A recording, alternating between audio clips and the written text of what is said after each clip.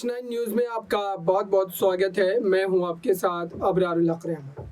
मल्लिकार्जुन खड़गे कांग्रेस पार्टी की फिर से एक बार वापसी के लिए लगातार कोशिशें कर रहे हैं, लेकिन पार्टी अध्यक्ष होने के नाते जो जिम्मेदारियां वो इस वक्त निभा रहे हैं उसको लेकर के क्या माना जा सकता है कि कांग्रेस पार्टी फिर से एक बार वापसी कर पाएगी। लेकिन इस बीच मल्लिकार्जुन खड़गे ने क्या सारी बातें कही वो आप एक बार जरा सुनिए। 85 महाधिवेशन में आप सबका मैं दिल से स्वागत करता हूं। देश में सबसे पहले हमारे कांग्रेस पार्टी के जितने भी पीसीसी डेलीगेट्स हैं उनका मैं धन्यवाद करता हूं। आप सब ने मुझे चुना, मुझे विश्वास किया और देश की कांग्रेस का नेतृत्व करने का मौका मुझे दिया गया। कांग्रेस जनों का विश्वास ही मेरे जीवन भर की कमाई है।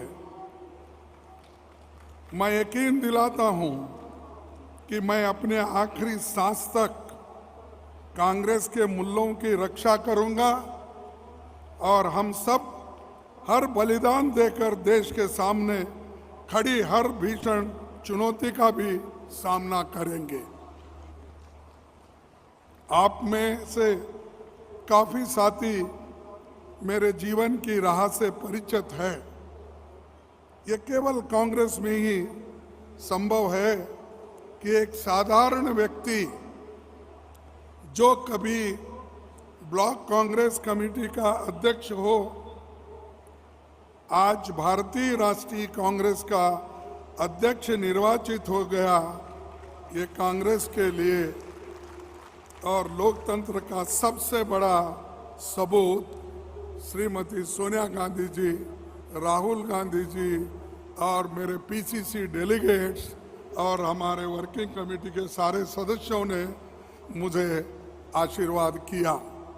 तो इसीलिए ये आज मैं ब्लॉक कांग्रेस कमेटी से एआईसीसी अध्यक्ष बनने में मुझे एक मौका मिला।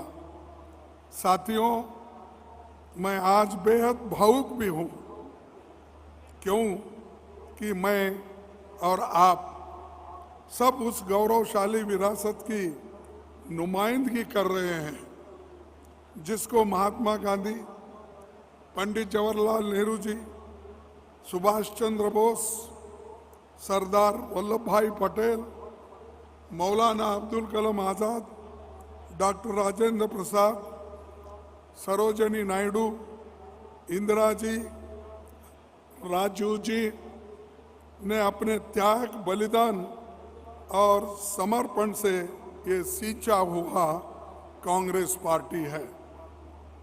इसका मुझे विश्वास है कि उनका दिखाया हुआ मार्ग लगातार हम आगे बढ़ाते रहेंगे। मैं आज श्री राहुल गांधी जी को भी धन्यवाद देना चाहूँगा। ये प्रेम केवल कांग्रेस जनों की ओर से नहीं बल्कि भविष्य के करोड़ों उम्मीद लिए हर भारतवासियों से भी ये उम्मीद है। देश भर में चारों ओर फैले नफरत के माहौल के बीच तथा देशवासी की टूटती हुई उम्मीदों के बीच जब ऐसा लग रहा था कि अंधेरी की ताकतें कहीं सच पर हावी न हो, तो श्री राहुल गांधी जी ने रोशनी की उम्मीद की और संघर्ष की एक नया मशाल उन्होंने जला दी। भारत जोड़ो यात्रा देश की उम्मीदों के उगते सूरज की नई सुबह का नाम है, जिसकी रोशनी कन्याकुमारी से कश्मीर तक फैल गई और अब पूरे देश के हर कोने कोने में राहुल जी अपने असंभव को संभव कर दिखाया। आपने खुद कष्ट सहकर न आंधी की परवाह की, न बारिश की, न गर्मी की, न सर्दी की, न धूल की के बवंडर भी, और न बर्फीले तूफान की। भारत का तिरंगा तामे करोड़ों लोग भारत जोड़ो यात्रा में आपके साथ चले भी और जुड़े भी। और हमने एक बार फिर ये साबित करके दिखाया कि भारत की आत्मा में कांग्रेस है। भारत की पीड़ा कांग्रेस जानती है और देशवासियों की तकलीफें देश जानती है। हमारा दिल तड़पता है। और खासकर जो राहुल गांधी जी 3700 से ज़्यादा किलोमीटर चलकर राहुल जी अपने और कांग्रेस जनों के ये दिखा दिया बलिदान की परिपाटी का जज्बा और देश की मिट्टी की खुशबू हमारे लहू के हर कतरे में आपको मिलेगा। ये राहुल जी का काम है। इसीलिए मैं इस पर उनको धन्यवाद देता हूँ। वो इसी ढंग से हमको मार्गदर्शन करते रहे, जुड़ते रहे और सभी को युवाओं को जो प्रोत्साहन मिला है वो आगे भी वो दिखाई देगा। दूसरी बात, आप सबको मैं याद दिलाना चाहता हूं कि राष्ट्रपिता महात्मा गांधी आज के करीब 100 साल पहले 1924 में मेरे गृह राज्य कर्नाटक में बेलगांव महाधिवेशन में कांग्रेस के अध्यक्ष बने थे।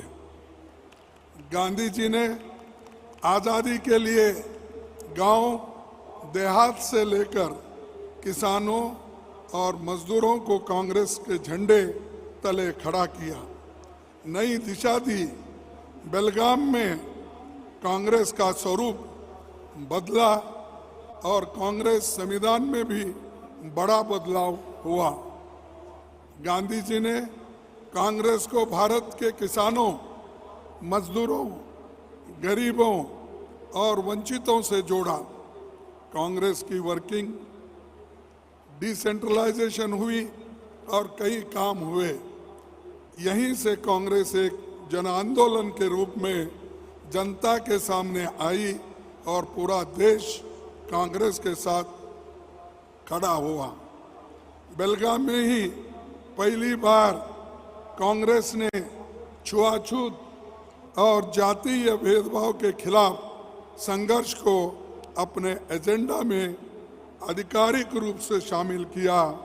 ये विचार आगे चलकर भी वंचित वर्गों के लिए समान अधिकारों के संवैधानिक गारंटी का आधार बना।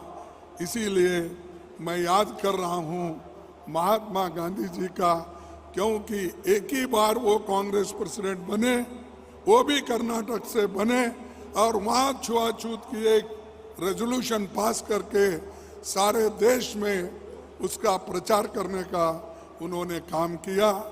इसीलिए उनको मैं इस वक्त याद करता हूँ।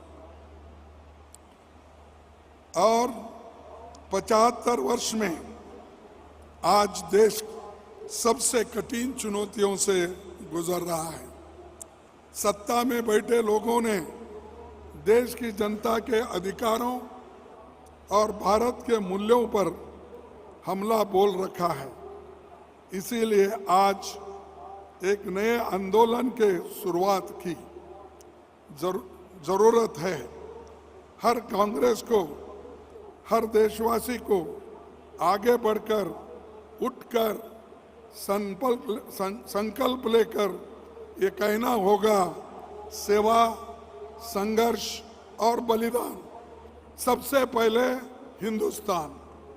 सेवा, संघर्ष और बलिदान, सबसे पहले हिंदुस्तान, ये हमारा नारा होगा। और देश को आज सेवा, संघर्ष और बलिदान की जरूरत है, क्योंकि भारत अपने सबसे कठिन दौर से गुजर रहा है। आज भाजपा अपने सत्ता के स्वार्थ के लिए संसद से लेकर सभी संवैधानिक संस्थाओं की मर्यादाओं का अधिकार को तोड़ रही है। भयंकर रोजगारी युवाओं के भविष्य को अंधेरे में धकेला जा रहा है। कमर तोड़ महंगाई से जनता के घर के बजट बिगड़ गया है। नोटबंदी और गलत जीएसटी से छोटे कारोबार एमएसएमई को बर्बाद कर दिया है। फसल की कीमत न देकर किसानों की आमदनी को खत्म कर दिया है। नफरत के माहौल में देश के सामाजिक माहौल बिगाड़ दिया है। और यही नहीं, ईडी, सीबीआई, इनकम टैक्स, सारे एजेंसीज को चुनी हुई सरकारों को गिराया जा रहा है। और यहाँ पर मैं बोलना चाहूँगा, इस प्लेनरी सेशन को रोकने के लिए यहाँ पर बीजेपी सरकार ने छापा मारा, रेड किया, हमारे लोगों को अरेस्ट किया, लेकिन फिर भी हमारे चीफ मिनिस्टर और यहाँ के कांग्रेस कार्यकर्ताओं ने डटकर मुकाबला करके इसको यशस्वी बनाया। ये है कांग्रेस के लिए एक बहुत बड़ी ताकत। ऐसा हम लड़ने का भी सीखना चाहिए, मुकाबला करने का भी सीखना चाहिए। अगर रोते बैठे तो कुछ नहीं मिलने वाला है, अगर आप लड़ते। तो आपने देखा, उनकी तमाम बातों से यह स्पष्ट होता है कि कांग्रेस पार्टी 2024 के लोकसभा चुनाव में काफ़ी ज़्यादा जो है मुशक्क़तों के साथ उतरने वाली है और बीजेपी के लिए एक बड़ी मुश्किल जो वो खड़ी कर सकती है। लेकिन उसके बावजूद जनता का साथ उन्हें मिलता है या नहीं मिलता है, ये देखना होगा। इस खास रिपोर्ट में बस इतना ही। देखते रहिए ताज़ा तरीन खबरों के लिए नेक्स्ट 9 न्यूज़ को। धन्यवाद।